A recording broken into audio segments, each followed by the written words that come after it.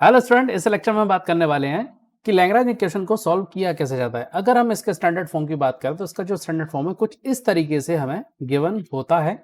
यहाँ पर जो पी और कैपिटल क्यू और कैपिटल आर आपको जो दिखाई दे रहे हैं, कैपिटल पी, कैपिटल क्यू और कैपिटल आर, ये जो है वो एक्स वाई जेड के फंक्शन हो सकते हैं। और स्मॉल पी और स्मॉल क्यू के बारे में हम पहले ही बात कर चुके हैं।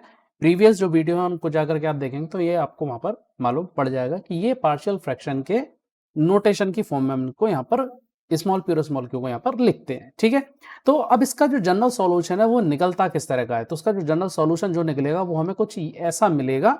एफ फंक्शन होगा यू और वी का इक्वल टू 0, या फिर वी होगा फंक्शन ऑफ यू के इक्वल। ठीक है, इसमें से u और v जो है वो दोनों कैसे हो सकते हैं, एक्स वाई जेड के फंक्शन हो सकते हैं, उसको हम a बोल देंगे। और जो v एक्स वाई जेड है वो फंक्शन हो जो v है वो एक्स वाई जेड का फंक्शन होगा, उसको हम बोल देंगे v। तो जनरली हम इसको ऐसा भी लिख सकते हैं, F A comma B is equal to 0, हम इसे इस फॉर्म में भी लिख सकते हैं। अब ये जो सॉल्यूशन है वो निकलता कहां से, ये सॉल्यूशन निकलता है इस लैग्रेंज इक्वेशन की ऑक्सिलरी इक्वेशन से। ये ऑक्सिलरी इक्वेशन कौन सी होती है, ये हमें गिवन है, ये वाली इक्वेशन होती है इसकी ऑक्सिलरी इक्वेशन। इससे हम ये सॉल्यूशन कैलकुलेट करते हैं। ठीक है, तो ये क्या होगा, dx अपन कैपिटल P, यानी कि जो स्मॉल p का जो कोफिशिएंट है ये वाला, स्मॉल p का ये जो कोफिशिएंट है कैपिटल P, स्मॉल q का कोफिशिएंट कैपिटल Q, और ये r। तो इस तरह से हम लिखेंगे dx अपन कैपिटल P, dy अपन कैपिटल Q और dz अपन कैपिटल R। इसे हम जब सॉल्व करेंगे तो हमें ये सॉल्यूशन जो होगा वो मिलेगा। अब इसे सॉल्व करने के दो तरीके होते हैं, पहला होता है ग्रुपिंग मेथड, आप इसे वेरिएबल सेपरेशन मेथड भी कह सकते हैं, और दूसरा होता है मल्टीप्लायर मेथड। तो एक एक करके हम इसको अच्छे से समझेंगे। इस जो ये जो आज का जो वीडियो है इसका जो फोकस है वो है ग्रुपिंग मेथड, और इसको हम अलग वीडियो में लेंगे मल्टीप्लायर मेथड को, नहीं तो ये वीडियो क्या होगा, थोड़ा लेंदी हो जाएगा। तो पहले आज हम बात करते हैं ग्रुपिंग मेथड को, यानी कि एक तरह से हम इसे बोल सकते हैं वेरिएबल सेपरेशन मेथड। ठीक है, चलो करते कैसे हैं। इस ग्रुपिंग मेथड में हमने अभी ऑक्सिलरी इक्वेशन देखी थी, क्या थी auxiliary equation, dx upon capital P equal to dy upon capital Q और dz अपॉन कैपिटल R। अब इनके हम क्या कर सकते हैं, ग्रुप बना सकते हैं। कैसे कैसे भाई, एक ग्रुप बना लिया मैंने, कौन सा, dx और dy वाला ये वाला ग्रुप ले लिया, या फिर मैंने dy dz वाला ग्रुप ले लिया, या फिर मैंने ले लिया dx और dz वाला ग्रुप, जिससे भी हमारा सॉल्यूशन निकलेगा वो हम ग्रुप ले लेंगे। ठीक है, तो इनको ग्रुप बना करके हम इसको क्या कर सकते हैं, सॉल्व कर सकते हैं। तो यही हमने यहां पर इसको लिखा हुआ है कि या तो dx और dy वाला ग्रुप ले लो, या dy dz वाला ग्रुप ले लो, या फिर dx और dz वाला ग्रुप आप ले लें, जिससे भी हमारा सॉल्यूशन निकलेगा उस ग्रुप को हम ले लेंगे। ठीक है, तो चलो अब इसको हम एग्जांपल से समझते हैं कि ये जो ग्रुपिंग मेथड है या वेरिएबल सेपरेशन मेथड है इसको हम सॉल्व करेंगे कैसे। तो जो पहला एग्जांपल है वो क्या है, y square z small p plus x square z capital small q और equal to x Y square. तो यहां पर अगर हम कंपेयर करें तो कंपैरिजन करने पर हमें क्या मिलता है, जो कैपिटल पी है वो क्या मिल रहा है, वाई स्क्वायर जेड मिल रहा है। ठीक है, कैपिटल क्यू क्या मिल रहा है, एक्स स्क्वायर जेड मिल रहा है, और यहां पर अगर मैं आर की बात करूं तो आर क्या मिल रहा है, एक्स वाई स्क्वायर हमें आर मिल रहा है। ठीक है, तो अब हम इसे ऑक्सिलरी इक्वेशन में पुट करेंगे, dx अपॉन कैपिटल क्यू मतलब y square Z is equal to D Y upon capital Q मतलब x square Z is equal to D Z upon capital R, यानी कि एक्स वाई स्क्वायर हमने ये रख दिया। अब यहाँ पे हमें क्या करना है, ग्रुप बनाने हैं। अब जरा ग्रुप कैसे बनाएं भाई, ग्रुप बनाने के लिए एक्स और वाई वेरिएबल को देख लो, यानी कि आप dx और dy को देखें, और dx और dy के लिए कोशिश करें कि इनके साथ वेरिएबल x या फिर y की फॉर्म में यहां पर मिले, यानी कि x के साथ x का फॉर्म मिले और dy के साथ y का फॉर्म मिले। ठीक है, तो अगर ऐसा मिलेगा तो हम इसका इंटीग्रेशन करके इसे सॉल्व कर पाएंगे। ठीक है, अल्टीमेटली हमें क्या करना पड़ेगा, इसका इंटीग्रेशन करना पड़ेगा, तो ये हमारा ये जो सॉल्यूशन होगा वो हमें मिल जाएगा। ठीक है, चलो तो जरा पहले वाले ग्रुप को देख लेते, ये वाला पहला वाला ग्रुप देखो जरा क्या हो रहा है इस पहले वाले ग्रुप से। इसमें z और z कैंसिल हो रहा है, वाई स्क्वायर और एक्स स्क्वायर मिल रहा है, यानी कि एक एक वेरिएबल मिल रहा है, यानी कि dx के साथ x वाला आ रहा है, dy के साथ y वाला आ रहा है, यानी कि मैं पहला ग्रुप यहां पर ले लूंगा। ठीक है, ले लेते हैं, तो हमने ले लिया dx upon Y square Z is equal to D Y upon X square Z. ठीक है, तो यहां से ये z और ये z क्या हो गया, कैंसिल हो गया, एक्स स्क्वायर को हम क्रॉस मल्टीप्लाई कर देते हैं तो क्या मिलेगा, X square D X is equal to Y square और डी वाई। ठीक है, अब हम क्या करें इसका, अब हम इसमें दोनों तरफ हम इसको इंटीग्रेट कर देते हैं। X square D X plus, sorry plus नहीं आएगा, इक्वल आएगा, integrate Y square D Y plus क्या आ जाएगा, यहाँ पर एक कांस्टेंट हम ले लेंगे C1, क्योंकि जब इंटीग्रेट करते हैं तो क्या होता है, एक कांस्टेंट C1 ले लेते हैं, तो हमने C1 ले लिया। तो अब इसे इंटीग्रेट करते हैं तो क्या मिलेगा, यहाँ पे इंटीग्रेट करने के बाद यहाँ पर मिलेगा मुझे x³ is equal to y³ plus C1। ठीक है, यहाँ से हम इसे इस तरीके से हम इसको अरेंज कर सकते हैं। अब 3 को यहाँ पर क्या कर लो, एलसीएम लेकर के क्रॉस मल्टीप्लाई कर देते C1 के लिए, तो क्या मिलेगा मुझे, x³ नॉट x², x³ यहां भी होगा x³ minus y³ is equal to 3C1। इसे हम क्या बोलते हैं, 3C1 को a बोल, हमने इसको a बोल दिया। तो ये जो हमारा पहला वाला जो था आंसर, वो हमें पहला आंसर हमें मिल गया, यानी कि हमको a कांस्टेंट चाहिए था। हम एक बार इसको प्रीवियस जो हमारी जो स्लाइड है उसको ले लेते हैं, वहां हमें समझ में आ जाएगा। f a और b हमें चाहिए था, तो a मिल गया। अब हमें क्या चाहिए, b चाहिए। a हमको मिल गया है यहाँ से, अब b चाहिए। b के लिए हम क्या करेंगे, दूसरा ग्रुप हम यहाँ पर लेंगे। अब दूसरा ग्रुप लेकर देखते हैं कि दूसरे ग्रुप में जरा चलो dy upon X square Z equal to D Z upon X Y square को लेकर के देखते हैं कैसे कुछ रिलेशन हमारा बन रहा है, ताकि हम इसको इंटीग्रेट करके सॉल्व कर पाए। इससे हमें कोई भी रिलेशन हमें देखने को नहीं मिल रहा। ठीक है, क्यों, कैसे केवल x और एक x ही यहाँ पे कैंसिल हो रहा, तो यहाँ पे एक्स जेड बचेगा, यहाँ पर वाई स्क्वायर बचेगा, जबकि यहाँ पर x नाम की कोई भी चीज नहीं है, यहाँ पर डी वाई और डी जेड यहाँ पर गिवन है। इससे बेहतर है हम dx और dz वाला एक जो ग्रुप है उसे हम ले लेते हैं,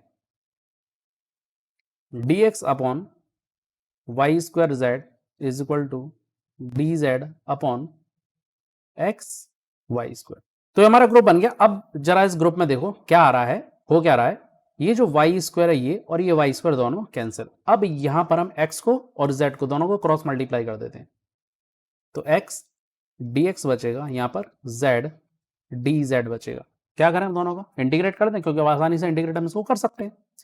इसे हम इंटीग्रेट कर देते हैं, x dx is equal to integration z dz plus c2। ठीक है, यहां से निकालेंगे हम X square upon 2 is equal to Z square upon 2 plus c2। इसको हम इस तरह से सेपरेट भी कर सकते हैं, x square upon 2 minus z square upon 2 is equal to c2। Correct. अब यहां से 2 एलसीएम लो और क्रॉस मल्टीप्लाई कर दो c2 की तरफ, तो x square minus z square is equal to 2c2। इस 2c2 को क्या मैं b कह सकता हूं, हम इसे एक नए वेरिएबल b से रिप्लेस कर देते हैं, तो हम इसको कह सकते हैं b। तो यहां पर हमारा ये आ गया दूसरा रिजल्ट। ठीक है, अब हम इसको इसके फंक्शन में लिख सकते हैं, कैसे, function a comma B is equal to हमने 0 इसे कहा था। ठीक है, तो अगर ऐसा है तो अब ये जो होगा क्या बन जाएगा, a क्या निकला था, a निकला था x³ minus y³।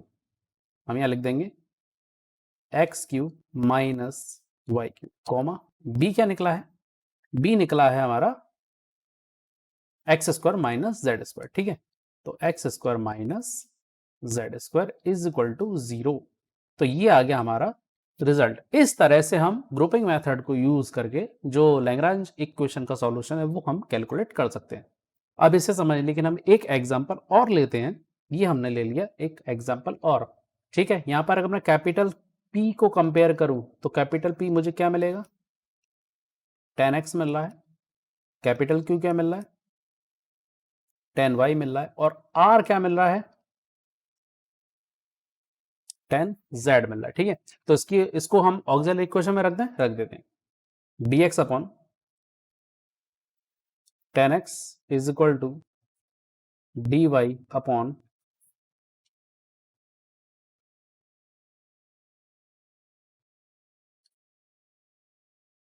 10y is equal to dz upon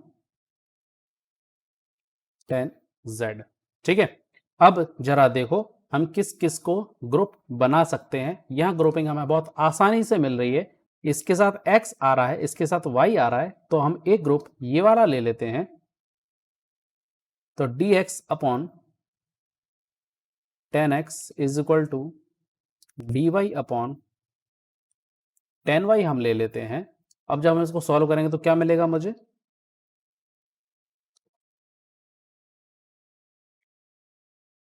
cot x dx मिलेगा is equal to cot y dy मिलेगा। ठीक, अब इसका क्या करें, इंटीग्रेट करें हम दोनों तरफ।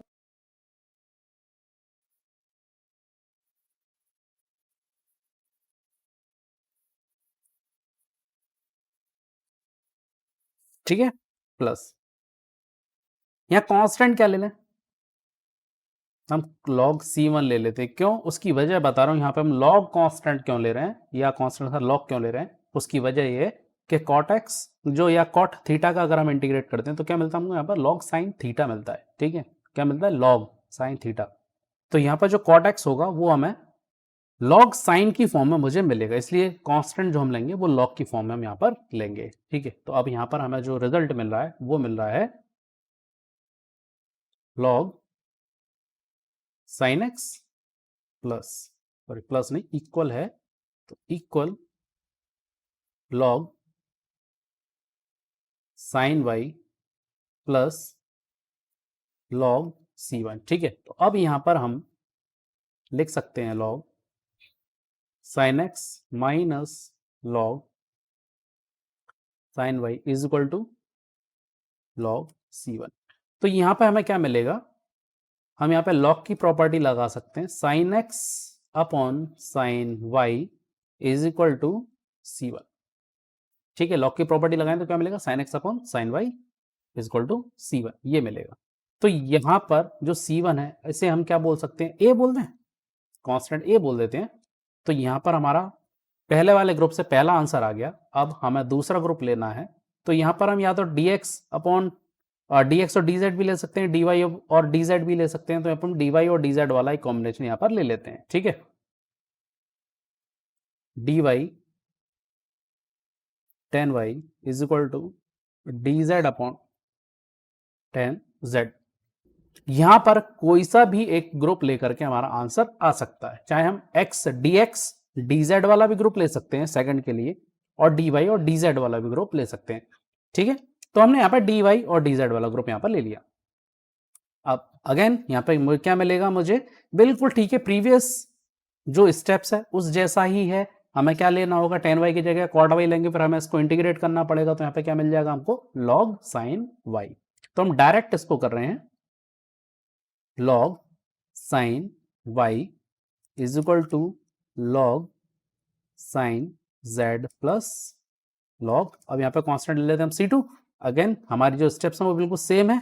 रिजल्ट क्या मिलेगा, sin y upon sin z is equal to c2, हम इसको बोल देते हैं b। तो यहां पर हमारा जो रिजल्ट है वो क्या मिल गया, function sin x upon sin y comma sin y upon sin z is equal to 0।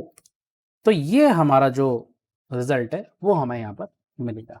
ठीक है, उम्मीद है ये मेथड अब आपको अच्छे से समझ में आ गया होगा। ग्रुपिंग मेथड में हमें करना क्या है, कोई सा भी एक ग्रुप लेकर के आपको दो ग्रुप बनाने होंगे और दोनों ग्रुप से हमको कांस्टेंट c1 और c2 की फॉर्म में निकालना होगा। अगर c1 एक ही फॉर्म में रिप्लेस कर रहे हैं तो एक ही फॉर्म में उसको रिप्लेस कर दें, और बाद में जो फंक्शन होगा वो इस तरह से हम इसको लिखेंगे। ठीक है, तो इस तरह से जो लैग्रांज इक्वेशन का जो सॉल्यूशन है वो निकल करके आता है। उम्मीद है ये वीडियो आपको बहुत अच्छा लगा होगा, समझ में आया होगा। तो वीडियो को लाइक करो, शेयर करो, और हाँ, चैनल को सब्सक्राइब करना मत भूलना।